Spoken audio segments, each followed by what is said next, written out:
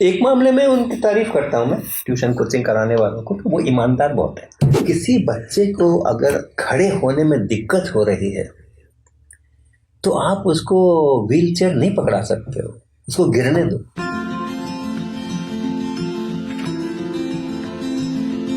Sir दूसरी बात अगर सिस्टम की करें, जब एक नया रूल आ रहा है कि 16 साल से कम उम्र के बच्चों का दाखिला ना लिया जाए कोचिंग्स में, तो ये क्या सॉल्यूशन है इस चीज़ का? इम्प्लीमेंट होगा क्या? पहली बात तो इम्प्लीमेंट होगा क्या?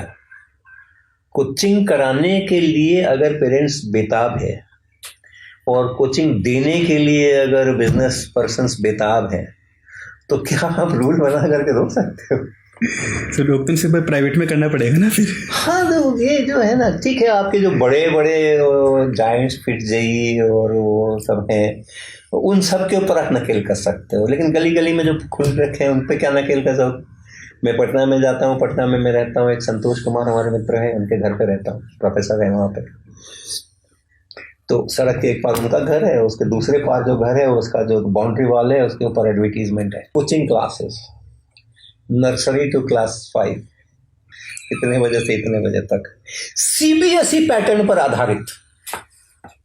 अब बताओ, वो घर घर के अंदर में लोग खोल रहे हैं और चल रहा है उनका, तो कानून क्या कर लेगा? और पेरेंट्स को ये समझना चाहिए कि किसी बच्चे को अगर खड़े होने में दिक्कत हो रही है तो आप उसको व्हील चेयर नहीं पकड़ा सकते हो, उसको गिरने दो। गिरता ही, हर बच्चा गिरता है। जब खड़ा होना सीखता है तो ऐसा थोड़ी है कि सीधा ही खड़ा हो जाता है, लड़खड़ाता ही है, इधर गिरेगा उधर गिरेगा। और पेरेंट्स को खुश होते हैं उस समय में, ऐसा नहीं करो बच्चे को कितना कष्ट हो रहा है, भैया इसको एक व्हीलचेयर दे दो।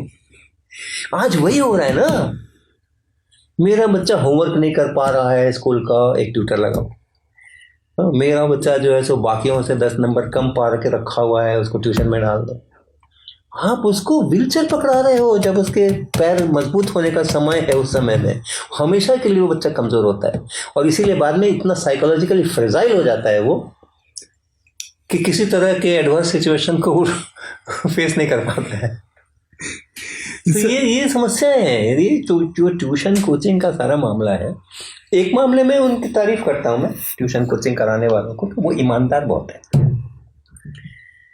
वो बिल्कुल साफ कहते हैं स्टूडेंट्स को कि मेरा मैंडेट आपको परीक्षा पास कराना है, आपको पढ़ाना नहीं है ना? वो देर वेरी क्लियर, और ये आपको बता करके ही कहते हैं आपको आना है तो आ जाओ, नहीं आना है तो मत, आपको पढ़ना है तो कहीं और जाओ, आपको इम्तिहान पास करना है तो मेरे पास आओ। यही तो होता है ना ट्यूशन के अंदर में, that they are very honest. लेकिन अगर इम्तिहान पास कर गए और लर्निंग नहीं, सीखा नहीं, पढ़ा नहीं, इम्तिहान पास कर गए, विभिन्न प्रकार की जो उनकी तकनीक्स होती हैं इम्तिहान पास करने और कराने की, short of illegal ways, short of illegal ways, रट लो, याद कर लो, 1000 सवाल बना लो, कोई ना कोई तो मैच कर ही जाएगा, पैटर्न्स रटवा दिए, पैटर्न्स रटवा दिए, दीज आर लीगल मेथड्स। तो ऐसा करके उन्होंने अगर बिना सब्जेक्ट को समझाए हुए, बिना सब्जेक्ट के डेप्थ में गए हुए, बिना उसकी क्षमता को बढ़ाए हुए, मस्तिष्क की क्षमता को बढ़ाए हुए अगर इम्तिहान में पास करा दिया, ऐसे ही बच्चे बड़े इंस्टीट्यूशन में जा करके ज़्यादा कष्ट पाते हैं।